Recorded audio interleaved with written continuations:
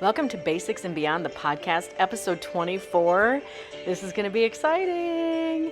If you're not on YouTube, you might want to go to YouTube to watch this one because we are in the kitchen with Max. He is a client of mine, he's a friend of mine, and he is also a vegetarian. Kind of a vegan, but not really. But he has got some great ideas for adding non-meat protein to your diet. Yeah, I'm talking veggies and such. Come on in and join us. This is a great episode to learn how to make some really interesting foods that can add variety to your life. Welcome everyone to Basics and Beyond, the podcast. I have a really good friend of mine here with me today. His name is Max. And as you can see, if you're looking at us, and hopefully you're watching this, because we're going to do some really fun recipe things.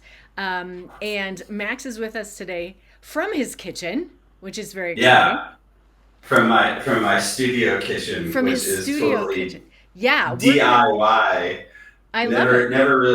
Never tried this before, but we made a DIY studio kitchen, which is like, I don't know if it is a show, but like I've got a tablet hanging over my counter, suspended by like a tripod and a counterweight, so that we can provide you this top-down view Yeah. of the cutting board. Okay, And stuff. I've got to So show everyone the top-down view. The top-down, it's fantastic. Look at yeah, that. Oh my okay. goodness. This is actually nice. This is helpful for me too to see it on larger. I can Yeah. see where I'm.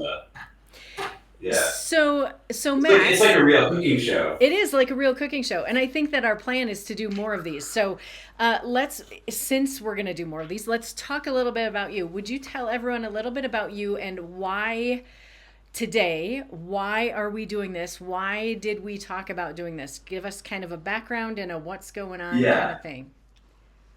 Yeah. Well, okay. Background about me. So I love to cook, and truth be told, for a number of years, I used to do it for a living. But that was a long time ago. So now I would consider myself like a home chef, if you will. And let's see. As a home chef, I also love to eat, and I think for a lot of years, I ate a little more than I should have. And also, I started working. I've been doing my own business, doing digital marketing. So, which is actually one of the ways we connected, and so that's part of how we interact a lot of times. But another way that we interact is you've been coaching me about my nutrition, about my health, because when sitting at a computer doing digital marketing, I noticed that I was getting more like I was growing into my chair, if we should say, and and I had always had real physical jobs before, but being a keyboard warrior as it was, I was not really living my healthiest life. So I've been working on that, been working on myself a little bit, and part of that was you asked me to do some food journaling. And I was doing that. I was taking photos of my food, and I think you remarked a few times. You're like, "Wow, your food looks really good. Like this looks like restaurant quality food." And it's just like how I prepare stuff for myself. And so and then I said, "Hey, I'm happy to take better photos of my food or talk about, tell you about some of the recipes I make." And that kind of led us down the path where we are today. Absolutely. And I love that you're very open and honest about the fact that you've kind of, as we all have, we evolve throughout our life, and sometimes our life takes a turn and we do things differently than we did before. You used to have very physical jobs. So that you kind of, your body gets used to that. You kind of run that way. The way you eat works for that. The way you move, everything's great. And then all of a sudden things change. And I think I love how you said you started to kind of become one with your chair, right? Yeah. I think there are so many people who can relate to that because there are so many of us who now, when we are living our lives and doing our work, we are sitting at our desk. We are on the computer all the time. And I know a lot of the people that I work with or ask me questions about what can I do? A lot of that is, how do I get away from my computer, or how do I make food that I can eat by my computer, and how do I be healthier even though I'm sitting or standing even at my computer? So having you on today, I think, is really wonderful. And I think the other piece that you really didn't mention that I do want to mention is you bring an interesting, I'm going to use the word flavor to the work that we do, because you're not a standard meat protein eater. You don't. Yeah. You are not. Well, you're not vegan, and you're kind of vegetarian, but you eat eggs sometimes, right? So talk a little bit about that.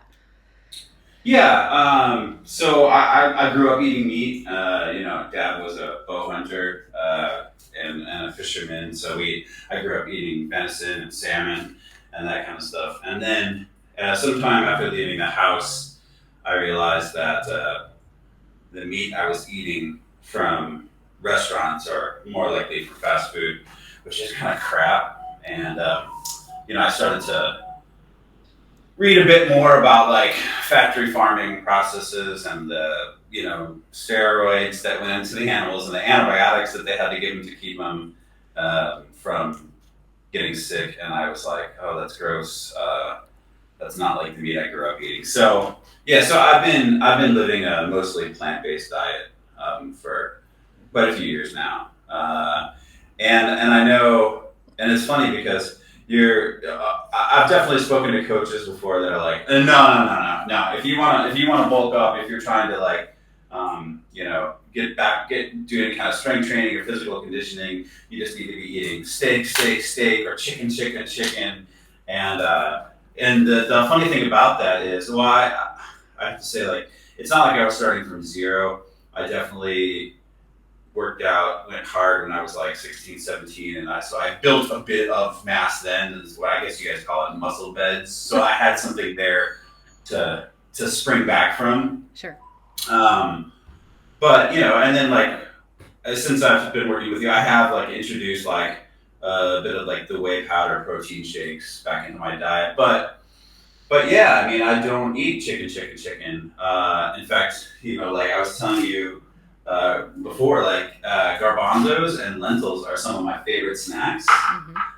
And yeah, there are lots of sort of like imitation meat, or whatever, but a lot of those have fat in them. So if you're trying to like cut the fat out, you don't have to be on a plant-based diet to do what we're going to do today. So we're going to make like protein patties. Some people might call them veggie burgers, but they're not burgers. They're not anything like that. It's like, call it what it is. It's a low-fat protein patty. It's made based out of lentils, chickpeas, some people call them garbanzo beans, mushroom, beets, and black beans. So, and one of the part of what we had talked about before too was a lot of, even if we are a person, or anyone out there is a person who is definitely meat-based and you like to get your protein from meat, a lot of people shy away from trying new things.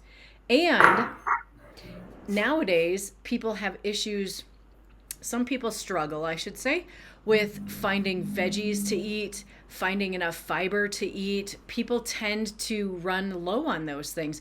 And so if we can, and I thought this would be fantastic, because even if someone is a meat-based protein dietary person, you're still going to get a lot of benefit out of this meal right here, because you're going to show us how to take these wonderful veggies and starches and seeds and things and whatever and put them all together and make this fantastic meal that is higher in protein than you would get by like eating broccoli, right? Yeah. And you're going to take I'm going to put my chef jacket on now. There you go. You're going to take these really interesting... Dramatic. You're going to take these really interesting ingredients and you're going to show us how to do something that is flavorful, good for us. And as you're doing that, we're going to talk about the ingredients that you're using, because like we had talked about previously, if you don't want to just make this protein patty like this, you could actually add real protein to it, like real protein. You could add meat-based protein to it. right? See, there you go with Right? the real Right? protein. I corrected myself. But you could Yeah, add that animal-based protein if you wanted to. But this, I think this is really intriguing to be able to watch you do this and talk through this as you go. And I see that yeah. you're already chopping. So tell us I'm as you're chopping. chopping some little brown button mushrooms, or maybe these are shiitakes. Perfect. But yeah, so these I'm actually gonna. The reason I have to do this sort of first while we're talking is I'm gonna lightly saute these in a little bit of olive oil in the background. So I'm just doing some of these, and I just want to address briefly. You say this real protein, and this is a conversation I have with people a lot. Yeah, or similar conversations because they think like, oh, if you're not eating quote unquote real protein or meat, like how do you get enough protein? But it's like, look at the the metric that we use for power when it comes to automobiles and engines is horsepower. And we think of a horse as a very powerful animal, and indeed it is. But it's not eating quote unquote real protein, is it? It is It's not not. eating. You don't see a horse eating chickens or fish or anything like that. True. And one of the largest mammals on the earth, well, I mean, I should say on land, the elephant is another plant-based animal. So it's definitely a myth that people they tend to hold. And I think it's because it's something we grew up being told, that whether it's in school or by our parents. It's like, no, you can't have any dessert until you finish your meat. You can't have any. You got to And some parents definitely also say eat your veggies, but Oh, I hope they do. but Let's hope that they yeah, do. Interesting that you bring that up too. Is that it is difficult to compare, and we don't, right? We don't. It's not about us comparing ourselves to other people, right? It's we are looking at who we are as a person and what our likes are and what our dislikes are and what works for us, right? So horse, like you said, horses, elephants. There's a lot of animals on the planet that are omnivores, that are herbivores, that are, look at that, carnivores. And it really is yeah, about what works for us. And that's why we're bringing this today, because this is a wonderful spin on veggies. It's a wonderful way to look at your food differently. And particularly if we're trying to get, like you talked about, parents and telling their kids to eat their veggies, getting a variety of foods into our diet so that we keep our gut microbiome in a really good spot, keep our immune system in a really good spot. It's important to get that variety. And you're just going to bring us this wonderful recipe to give us that variety and give yeah, us something to think about. I love it. Okay, what are yeah. you And chopping now? look, and the other thing is, I'm not, as much as I'm pretending to be a cooking show for whatever here in my home kitchen. I know, I do have to give Uh, you credit though. If you are not, ladies and gentlemen, if you are not actually watching him do this, I was watching you like slice and chop that mushroom and I thought I would lose a finger. So this is amazing. Anyway, go on. Sorry. Um, that's adorable. Yeah, I mean, sorry, that is one thing. That, it's funny because I'm going to use the food processor here in a bit, but I think that's one thing I found pretty early on is that people are afraid. Like we did, here's a good way of putting it. How many gadgets have you seen where people sell the slicers and dices and makes julienne fries, and remember all those ads you used to see? That's TV, Sure. infomercials, right? Yeah. But there's nothing wrong with just grabbing it. I guess what it comes down to is knife skills. Yeah. It's something that we just don't practice. We don't celebrate it, but it's very simple. I use a knife for just about everything. But I am going to use a food processor to speed things up today. And also, if you don't have something like this, like a Cuisinart or a food processor, you can use a potato masher. Oh. What I've done is I've cooked these down. So I buy my beans and my lentils and stuff dry because it's cheap and I can buy them in bulk. But you can easily get canned garbanzos, canned black beans. Mm-hmm.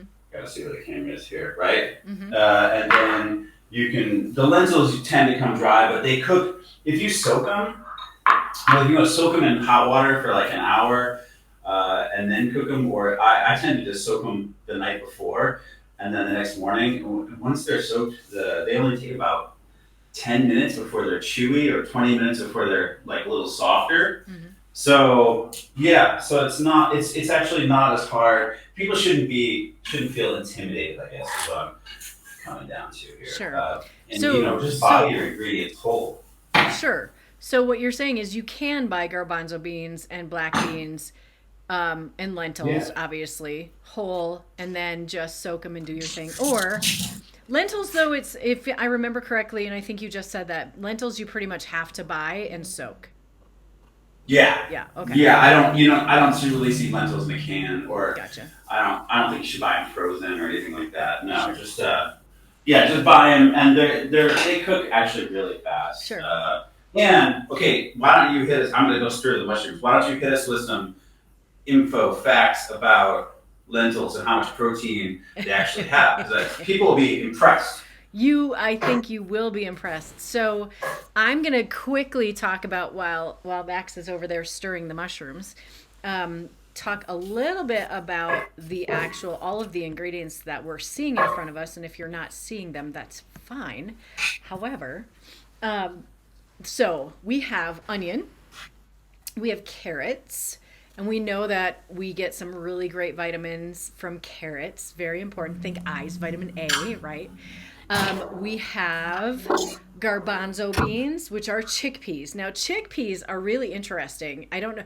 Think hummus, ladies and gentlemen. Hummus. That's what a lot of us, kind of understand chickpeas or garbanzo beans to be part of. Definitely hummus is a great thing. Chickpeas / hummus or garbanzo beans are great in all the B vitamins. They have iron, manganese, copper, potassium. Super high in fiber. They are high in protein. What do they do? Why are they important? They help with your digestion. Think about all that fiber going on. We love that for our digestion. Helps lower our blood pressure. Lots of antioxidants, and that's part of the reason our blood pressure is helped is because of the antioxidants that we find in chickpeas. And it helps with our immune health. I know he also has some beets. Beets do, like everything we're talking about there he is, beets.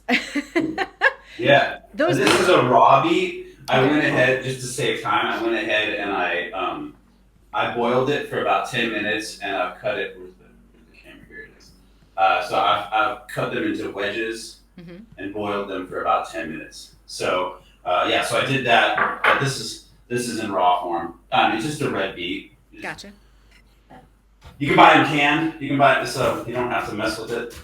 Perfect. So multiple options for the red beets, which is fantastic. Beets are wonderful. If you've never tried them, there are many ways that you can work with them. We're going to show you how one way today. You can actually buy dried beets. I mean, there's so many different options for beets, but they are extraordinarily good. Go ahead. Can I give you like a little side recipe? Yeah. Okay, so I mentioned that I've boiled these for about 10 minutes. Then I drained them off, so they're in just like wedges, kind of like a JoJo potato wedge, that size, right? Mm-hmm. What I really love to do with these is I'll go back and I'll take the wedge and I'll slice it this way, right, into it makes little triangles. Mm-hmm. Then I toss that with a little bit of olive oil, a little bit of balsamic vinegar. I put that in the salt and pepper, of course. Put that in the oven and roast it in an oven for, 10, 15 minutes. And those are delicious just like that. But then I take that out, cool them down, and I put them in salads. This is something we used to do in the restaurant. It's just so delicious. My gosh. Roasted balsamic, olive oil, beet wedges, slices, and then cool down and put in a salad. Yeah, it's amazing. And we're going to share that recipe with y'all.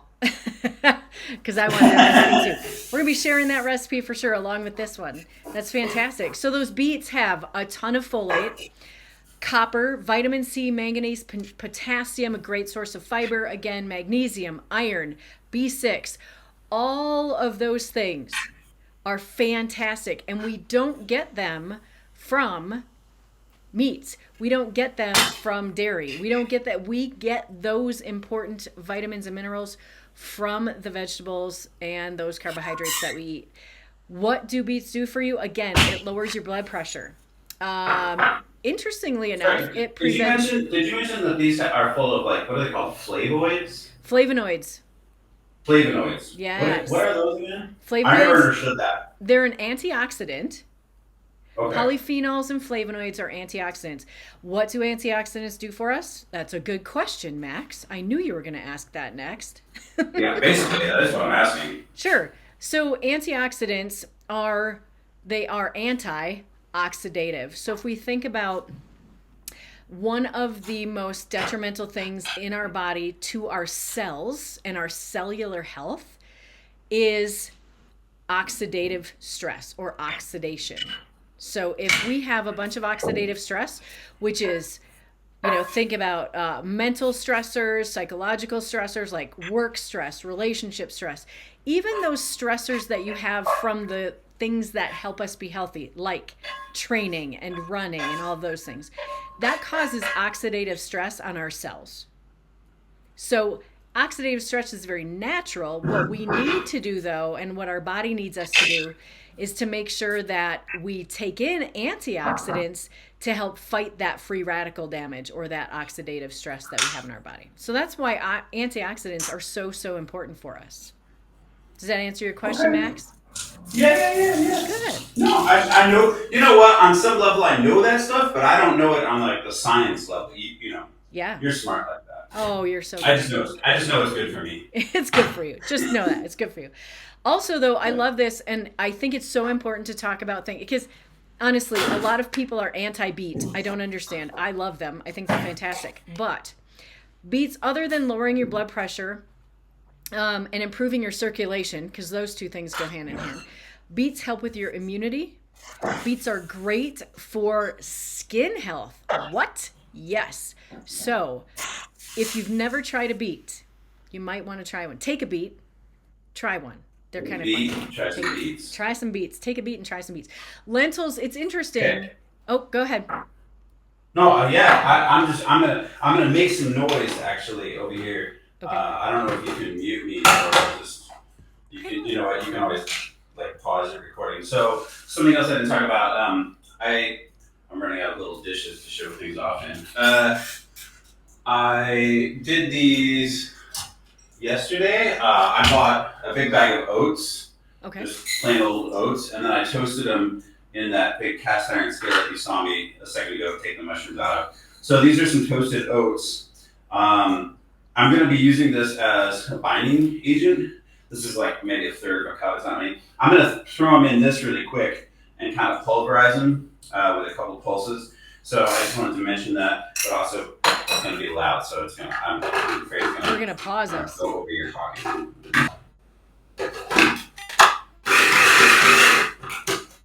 Okay. Perfect. Yeah. So that's just going to give us like some little bit. And some of these recipes they'll call for breadcrumbs. They might call for different types of flours or cornstarch. But oats they're a great binding agent. They do all that same kind of stuff. So that's another option.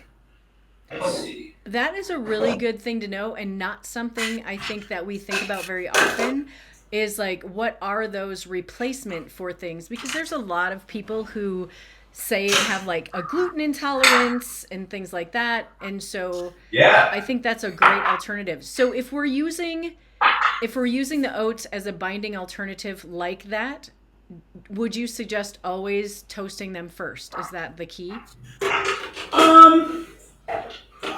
Man, it's a great question. I don't know why I do that. It's one of those things that I inherently, I know that that it's going to take some of the moisture out of them. Maybe that's why I do it. Okay. And take some of the moisture out. It makes them taste better. It probably releases some of their natural sugars. It's a great question. Honestly, I would assume that it makes it taste different. I would assume that they do taste better that way. For sure. Yeah, I would assume so as well.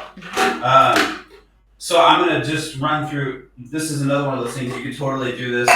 You can grate a carrot by hand, but since I have this fancy machine and it's gonna take 2 seconds, I'm gonna run these and the beets through this into here. Right, we can see this. Okay. Mm-hmm. So then that's gonna be very pretty. Hopefully that wasn't too loud. You can mute the video later. One thing I will say with the beets is, oh geez, I missed one. I missed one. Okay. With these beets, you see this wood cutting board that I have? It's very lovely. Mm-hmm. I do not use my wood cutting board to cut beets, even though this is a bamboo cutting board and it's pretty hard wood. I have a crappy old plastic one, and I use that to cut my beets on because this beet juice, as gorgeous as it is, will stain the holy heck out of everything. Yeah. So, well, yeah. I think back in the day, whenever the day was, you know, when people used plants to create like makeup, Dyes. cosmetics, right? Yeah. Beets, definitely. That'll give you some rosy red cheeks. Yep. Oh man, they're so sweet too. I just love these. I love beets. So let's go over what we've done so far. So you chopped up the mushrooms and the onions. So I just sautéed the mushrooms, and that gives you that sort of I think they call it umami flavor, right? Mm-hmm. I mean, I know that's what they call it. I always struggle to wonder if I'm pronouncing it correctly. Umami, right? Yep. And that's that kind of gamey, I guess, taste, if you will. So yeah, then I just quickly diced an onion. I've got this lemon, which we're gonna end up using the lemon juice, but I just took the zest off of it first and did that quickly into some slices as well. Okay. And then I've diced a carrot and beet, and this is gonna help also just kind of give it more fiber, so that when we end up forming these patties, it's gonna help it stick together. Okay. I should say, I make this recipe almost every time. Yeah, but yeah, so it. I know that I'm gonna want all these beets, so I'm gonna go ahead and put these in here. I don't know if I'm gonna end up using that whole carrot. Okay. You can experiment. I mean, at the end of the day, like you're making these for yourself. So you're putting the beets and a little bit of the carrot, or about half the carrot, back into the food processor. Yeah. Okay. Yeah. About a whole beet, and that was a larger beet than this one that I have on my cutting board. So this one is, I've got pretty big hands, so a little like palm size. That other beet was like maybe that big. Full hand. Okay. All right. Yeah. So now I'm gonna do that. I'm gonna go with the mushrooms. Actually, let me go with these. Now, garbanzos and lentils, they tend to be very dry. So you might need a little bit of stock. The lemon juice will certainly help. If you're going to put an egg in this, which I haven't decided if I will or I won't, that's another good way to bring the moisture back into it. Okay. Let's see, like that. Lentils.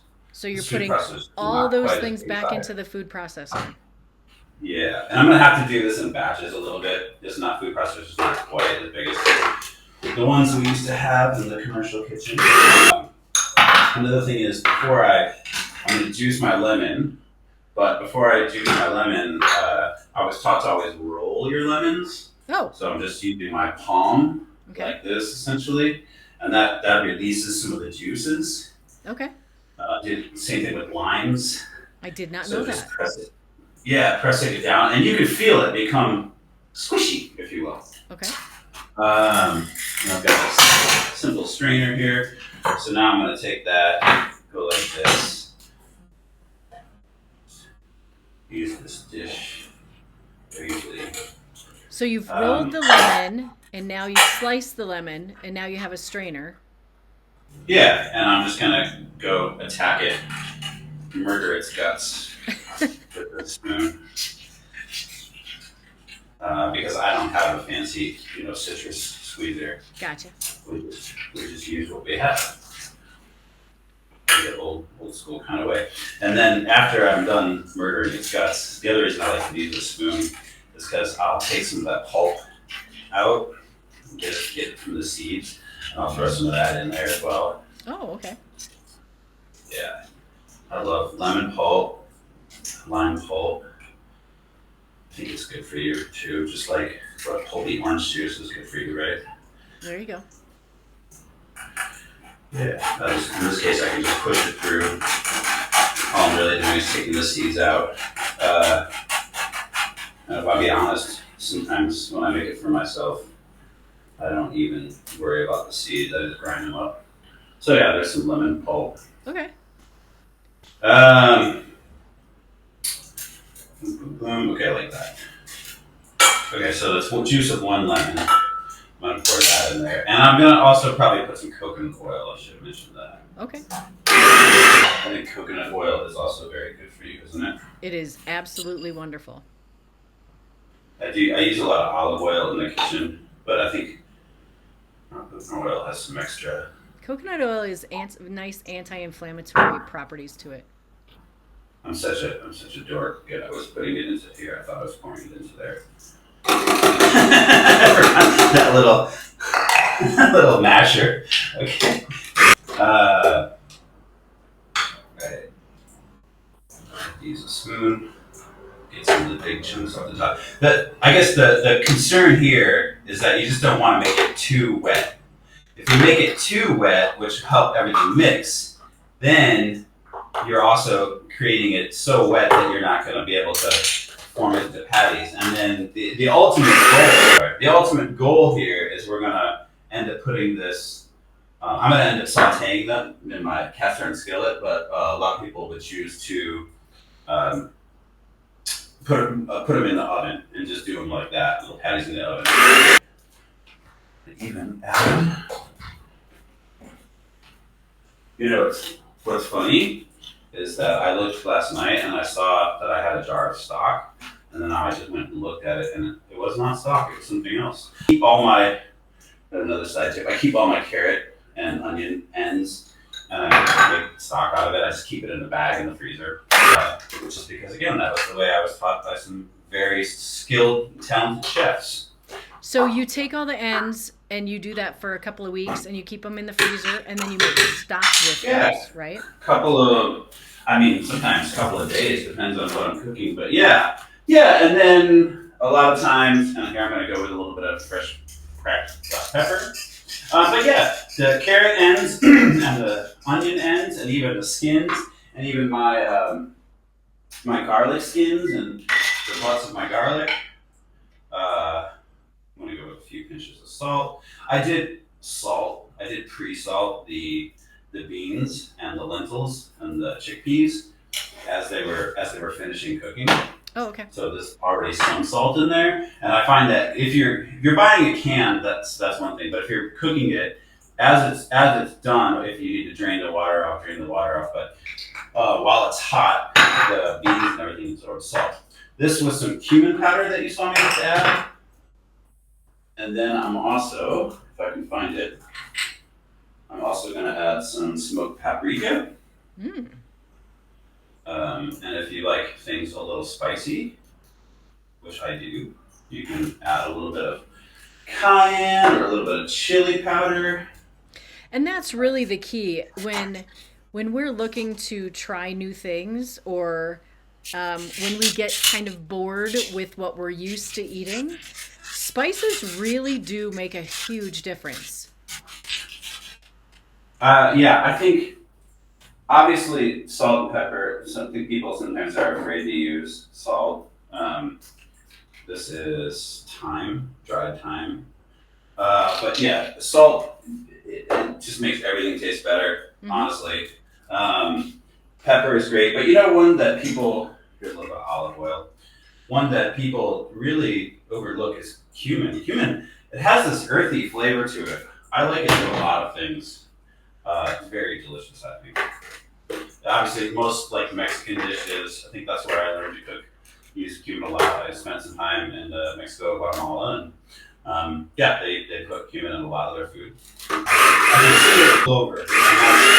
that's a good indication that it's getting moister or more hydrated, however you want to say it.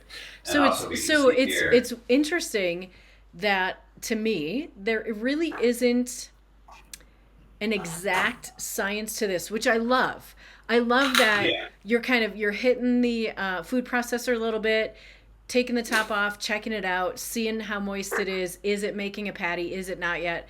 Adding some more oil to it, adding some more egg, possibly, those kinds of things. And I think the wonderful, and then, right, with your spices, you're not using a teaspoon or tablespoon or any kind of measurement tool for it. And I think that, well, no, and that's wonderful. And I'm going to tell you why. So many people get stuck and like find it an obstacle when there is not an exact recipe for them to follow, right? I'll help you out right there. You can always add more. You can't take it out. Right. I love that. That is absolutely true. It's like start little, right? Start with a little bit and then add a little bit more. And I think, and it's about, everybody has different tastes, right? And depending on the day, depending on the person, so you can take and add a little bit at a time. And I mean, this is how adults get to play with their food, right, Max? We get to try new things, right? Yes. We get too tied up in it has to be perfect, and someone had to write it down before we can try it, which is not true. Yeah, and honestly, I can go back when we're done here, and I can tell you, okay, this is how much we use. But I just start out with we had about a cup of the garbanzos, or chickpeas, whatever you want to call them, cup of the black beans, and about a cup and a half of the lentils. And I didn't even know if I was going to use all the lentils, but I see here that I have room in my second batch, so I'm going to go ahead and put them all in. And when it comes to things like adding a little bit of oil and stuff like that, I'm going to add a little bit. I'm going to stir it up. I'm going to see. It should just kind of feel right. Like at the end of the day, you're just trying to make something that you can form into a little bit of a ball or a little bit of a patty. And see, this is even a little bit wet, but that's okay because I've got my toasted oat particles here that I'm going to end up mixing in. Don't forget these mushrooms. These are key to the flavor here. Yeah. So trial and error. You're right. You're absolutely right. Trial and error. Don't be afraid. Let's put it this way. It's certainly going to be edible. If it's not good, later you're like, oh, okay, I can see what I should have done. Maybe I added too much, cayenne and I made it too spicy, or I added, I didn't add enough salt. Honestly, most of the time when things don't taste good, it's because you didn't add enough salt. Something I forgot to add the first time, but I'm going to do it now, is cilantro. Cilantro, yeah. You could use parsley as well. I like cilantro. Not everybody likes it. Some people find it pretty gross, but I like it. But yeah, and in a lot of ways, this is kind of a variation on if you've ever eaten falafel at a Mediterranean restaurant, similar to that. Sure. Well, and that brings up a great point. You can put a variety of things into this and make it taste different every single time, like you were talking about. Yeah. Right? It doesn't have to be the same. Sorry, I'm gonna go ahead. blend. Did I use all my lemon juice already? No. Here we go. One thing I wanted to bring up too about when you were talking about the sodium, the salt. You are correct. Most people, in fact, a lot of people who don't have certain issues don't eat enough salt. Our body needs salt. Our thyroid needs sodium. We absolutely have to have enough salt in our body to keep our electrolytes balanced and so that our body functions well. Yeah.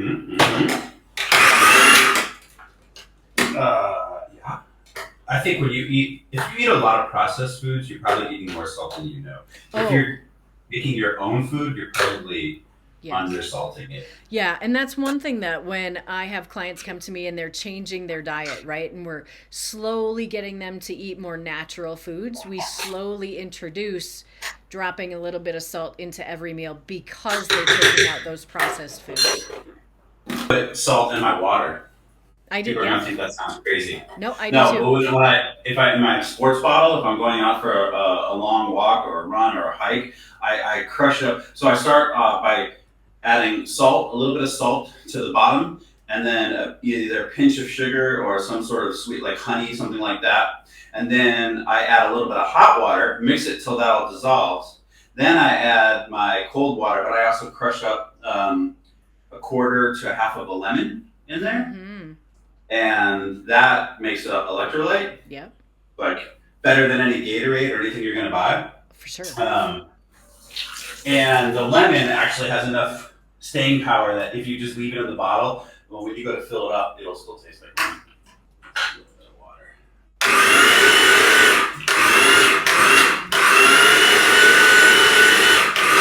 Okay, now it's looking very. Now I add my cilantro at the end. I don't like to add the greens or whatever, the cilantro or parsley. I don't like to add it. I don't like to pulverize the heck out of it. I like to add a little bit of. Get it down to the blades. I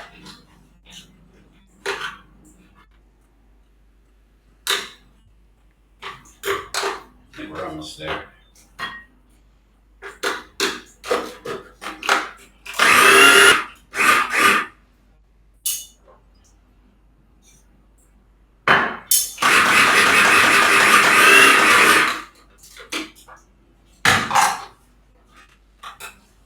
So with this amount of beans, lentils, chickpeas, all the ingredients, how many protein patties do you think you're going to get from this? Okay. First of all, as you can see, these two look a little bit different. Mm-hmm. The two batches, that's pretty normal. That's why I've got a mixing bowl because I'm going to mix these together in a mixing bowl. The last time I did this, I can't remember if I had two batches or not, and it made like 8 really big patties. This looks like it's going to be more like, I don't know, 10, maybe, Wow. maybe even more. Okay. And the great thing about them is I can, because I like to prefer to do mine in the cast iron skillet. I can kind of half cook them or par cook them, and then I keep those in a Tupperware in the fridge. And then you come home from work and you're like, oh man, I'm hungry.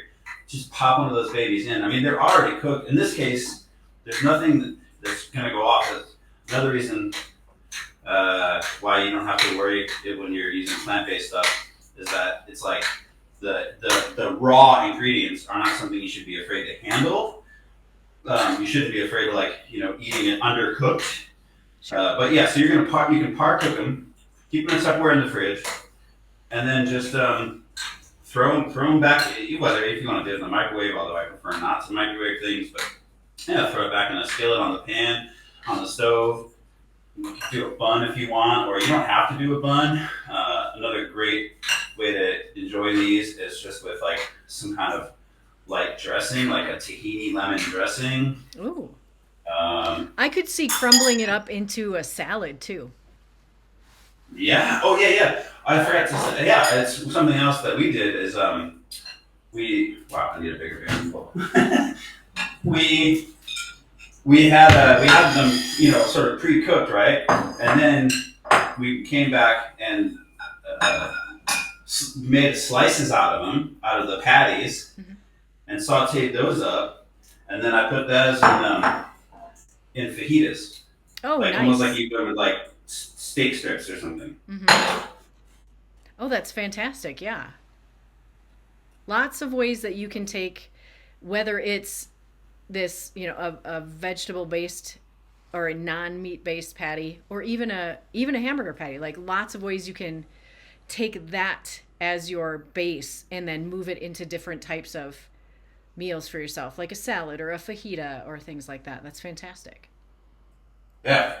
Now, okay, I can tell because I was trying to get it to mix. I can tell, in my opinion, what I've done is I've made it a little too wet, and so I'm going to take some oats, and I'm going to quickly just add some more oats to it. I have to figure out where did I put those. Oh yeah, it's over here.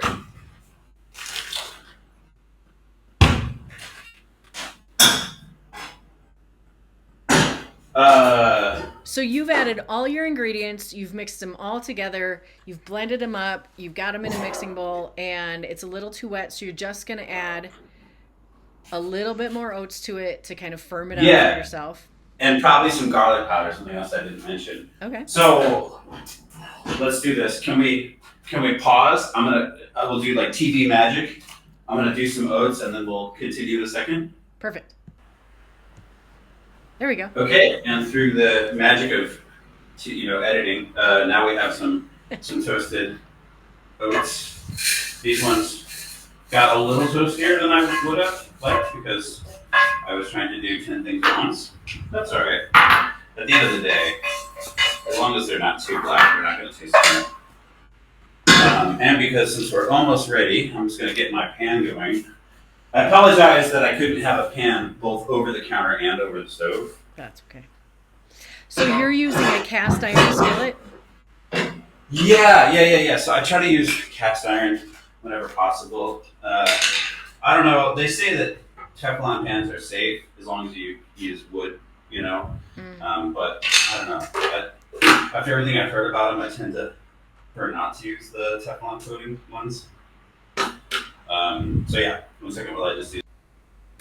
Another interesting thing about iron skillets that a lot of people don't think about is if you're a person who struggles with low iron or iron deficiency or low ferritin, cooking in a cast iron skillet can actually increase your iron in your lab markers. So yeah, absolutely. It's crazy. I never knew that. And then like layer that and eat organ meats, cook it in your iron skillet. Organ meats are great for iron.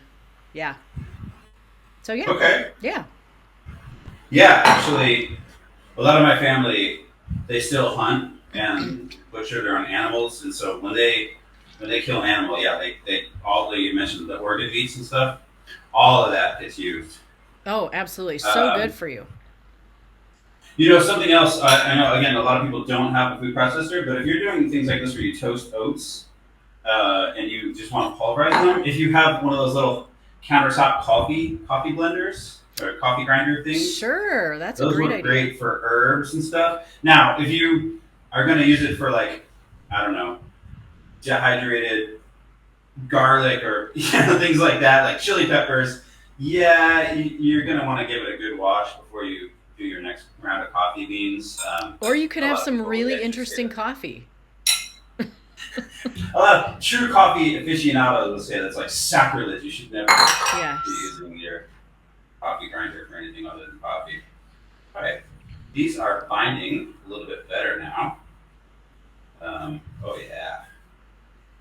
Okay, so there's a sample patty. I've got my pan going in the background. Let me just get a little bit of olive oil in my pan. And I'm just going to start a couple of these so that... Oh, we can hear that. I had water on my fingers, so that's what's standing here. So I'm just going to start a couple of these. So make sure you get a nice hot pan, it sounds like. The pan was getting hot, yes, for okay. sure.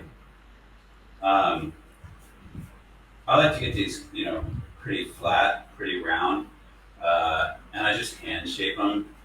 But you can use if you have like a big ring cutter, you could roll these out on a cutting board and use that if you want it perfect. Oh my gosh. You could roll them out and use a cookie cutter and make different shapes. You could.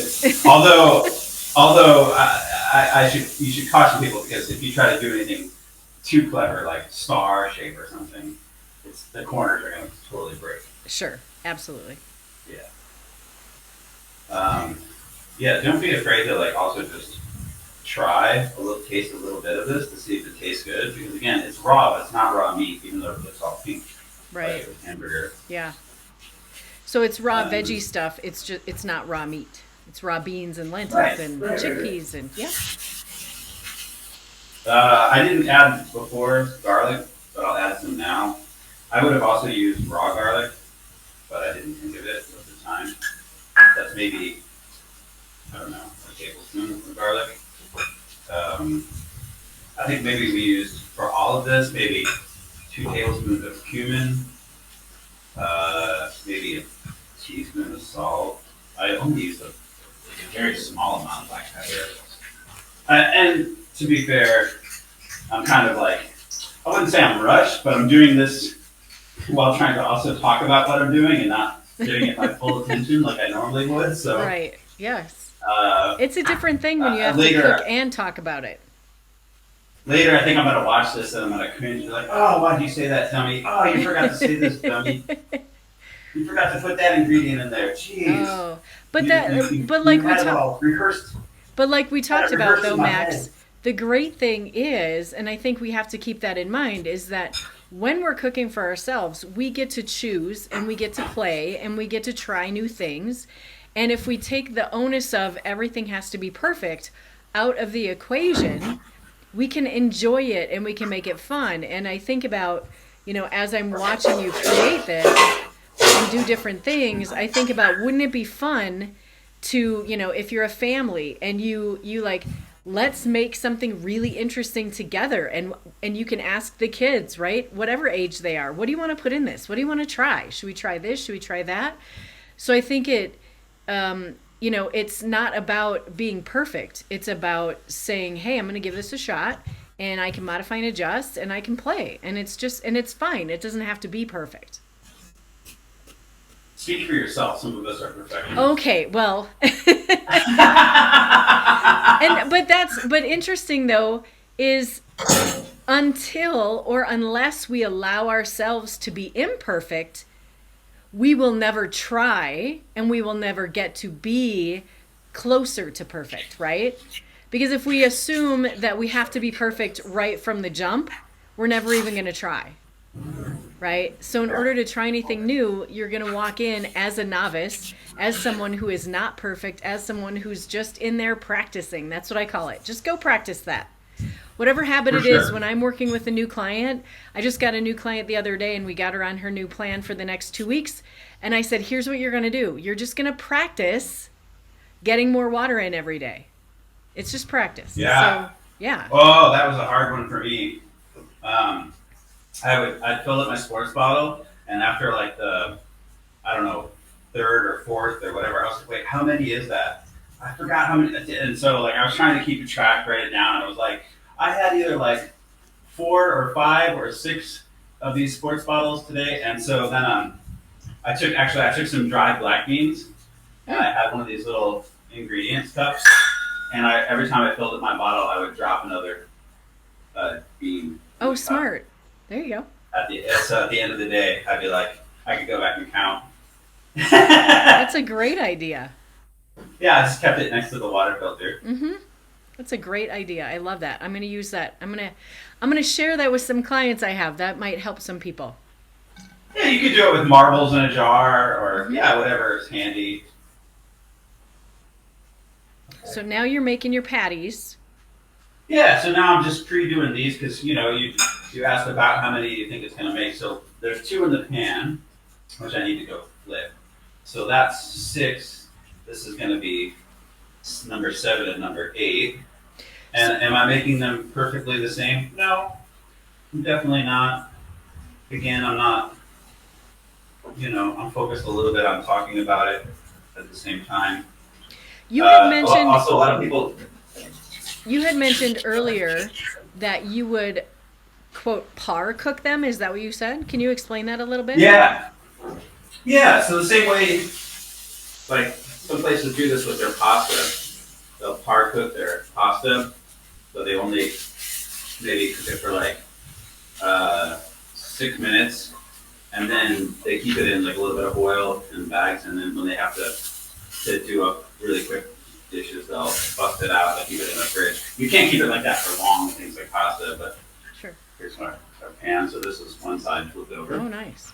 So basically, par cooking something means partially cooking it. So Yeah. So you come back to it and finish it off when you're ready to eat it.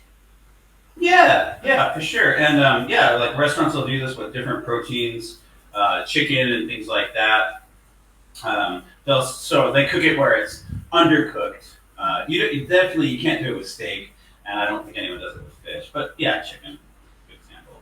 And then later they can just add it to a saute pan, and then mix it with the other ingredients. And so it takes at the time of service you've got whatever 20 covers out there all waiting for a dish, and you don't have time to be cooking raw chicken.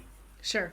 Okay, so that's 8. I want to say this is maybe 9, 10, looks like 11, maybe 12 total. So that's actually more than I thought I was going to make. Sure. But no worries, because there's 2 of us here, and we will burn through these in a few days. Just again, as snacks. Honestly, if you want to cook them to where they're cooked through, they're good even cold. Drizzle a little, like I said, a little salad dressing on there, a little low-fat lemon tahini dressing. Oh man, so many different ways you can enjoy these. You can have them with hummus. You can do them thin. You can do them in balls. You can put them in a pita wrap with lettuce and tomato and all that. Sorry, I said tomato. You can tell my partner may not be from the US. Well, too, I mean, if you think about it, it's really similar. I mean, exactly similar to like ground turkey or ground beef or ground chicken, right? So if you didn't want to make it into patties, you could just cook it as a crumble, right? And then you could put it into just about anything. Yeah, for sure. And it's a matter of how you season it. So if you want it to have, I hesitate to say like this sort of meat flavor, but that same sort of meat feel on the mouth. I would go heavier on the mushroom. I would go a little bit heavier on the earthy spices, so the paprika, the cumin, maybe some thyme as well. You give it that thyme. You can do rosemary. Give it that sort of Italian flavor. Cook it in a pan. Like you say, you can just drop little crumbles into a pan with a decent amount of oil. You can drain the oil off later, but you're gonna need some extra oil to cook the edges, and then that's gonna once it takes its shape, then you can set that to the side, drain your extra oil off, cook the rest of your meal, your sauce, your whatever, your veggies, and add it back, and it's still gonna have that little bit of a texture and flavor to it. Mm-hmm. I think that's the other thing. A lot of people think like, oh, if I don't have steak, if I don't have chicken, what's it gonna be like? It's it's just bland. It's like just like mush. See, this could go a little bit longer. Pop it back down. But this one is pretty good. Let's see. Oh, a little bit longer. I'm rushing it. This is where, if you want to do it in the oven, it's good too, because you can just set it and forget it. Come back in like 20, 30 minutes. I would say come back in 15 minutes and check on it. But probably to get a good bake on these, to get them to dry out a little bit, depending on how dry your mixture was to start with, you go 20 minutes, you go 25 at maybe a 350 degree oven. Okay. So it's interesting that you bring up, to make it flavorful. How do you make it flavorful, et cetera, et cetera? And I think a lot of people have this belief that if it's a steak or if it is a hamburger or if it is, that red meat type of product or even chicken, right?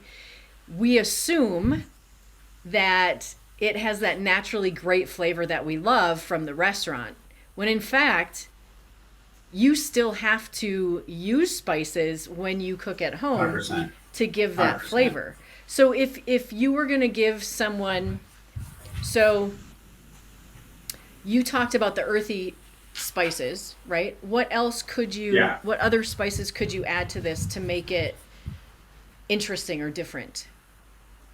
So for this, if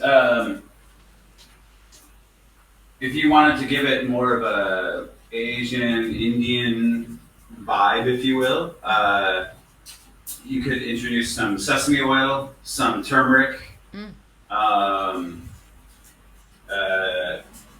The great thing about cilantro or coriander is it works great. I mean, it's used ubiquitously around the world. So, what else? Do you ever I tend to. do you I mean, do in my curry with kitchen, it?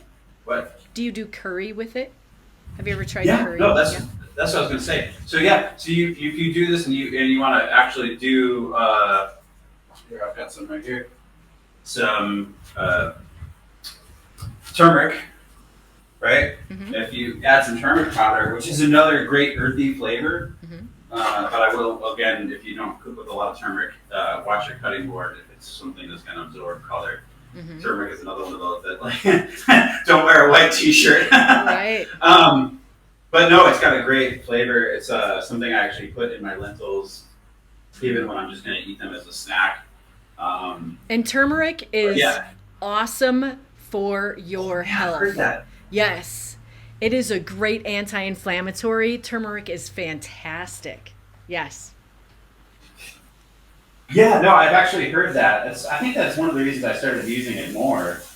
I don't know. I read some things on the internet, like oh, try this, try that. I think I told you this. I saw it was one of those YouTube ads that's like, the thing that you skip after 5 seconds, but it's like, if you're trying to be healthy, stop doing this, and then they, say something that's obviously actually healthy, but because everything has to be clickbait in today's day and age. Mm-hmm.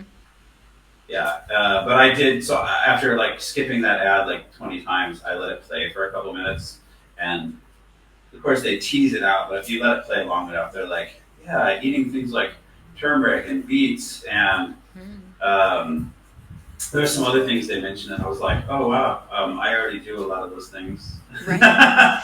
And that's truly, I mean, when we talked about doing this, and this was the recipe that you wanted to do, that's why I thought this was fantastic, because you're taking ingredients that a lot of people shy away from, because I'm done with the cutting board. You can come back to my face. sure, people seriously shy away from these because they are either they don't know what to do with these ingredients at all ever, or they're like, those don't sound like they would taste good, and I don't know how to work with them anyway.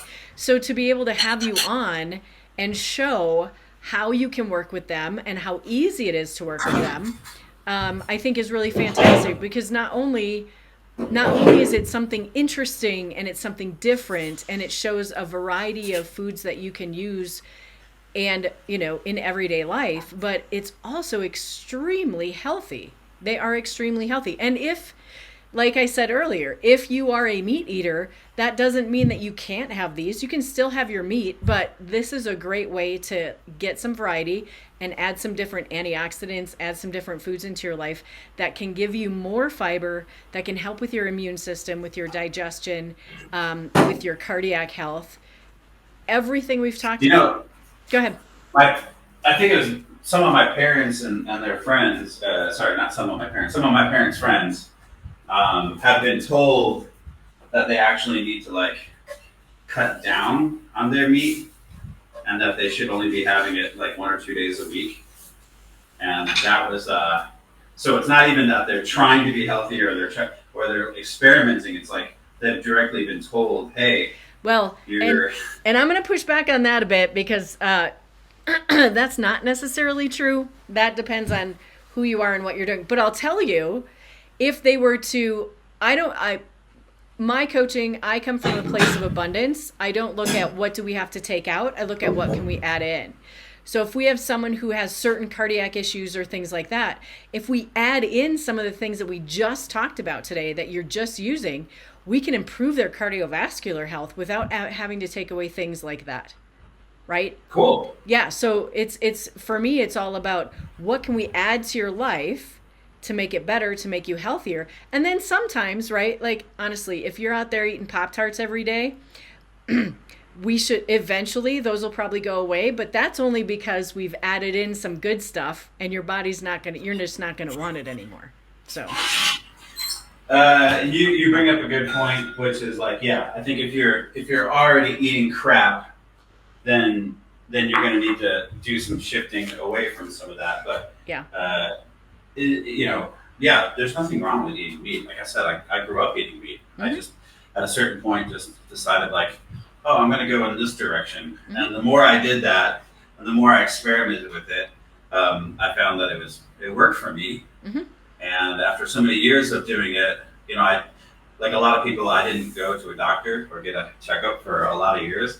And then I went to a doctor, and they're like, oh, well, we're going to do, you know, blood work on you. You're not a kid anymore. We gotta check out your cholesterol levels and all that. And they did my blood works, and I was like, okay, so give me the news. Like, how bad am I? And they're like, actually, yeah. I mean, you're like doing really great. Like for your age, like other people your age have got much worse numbers, worse cholesterol, worse this and that. And I was like, okay, so cool. Yeah.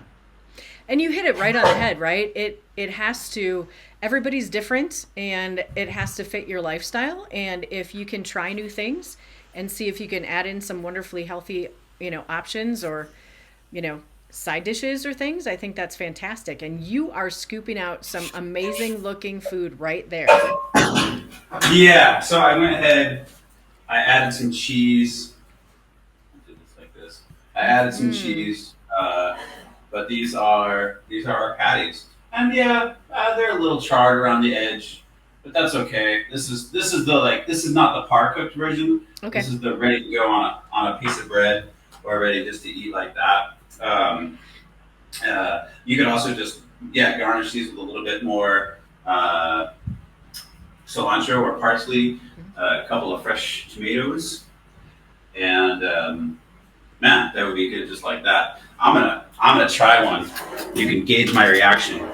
You know what's funny is that every time when we see somebody cook something on a TV show, they always put it in their mouth and they're like, You're like, you know, that's such acting, because if it tasted like crap, they would still say it.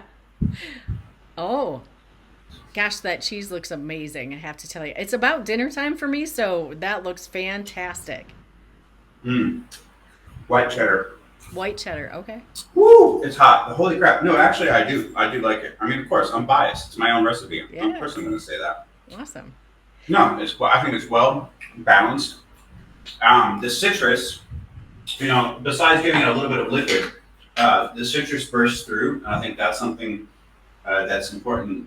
Anytime you're cooking anything, you're balancing fat, salt, acidity, right?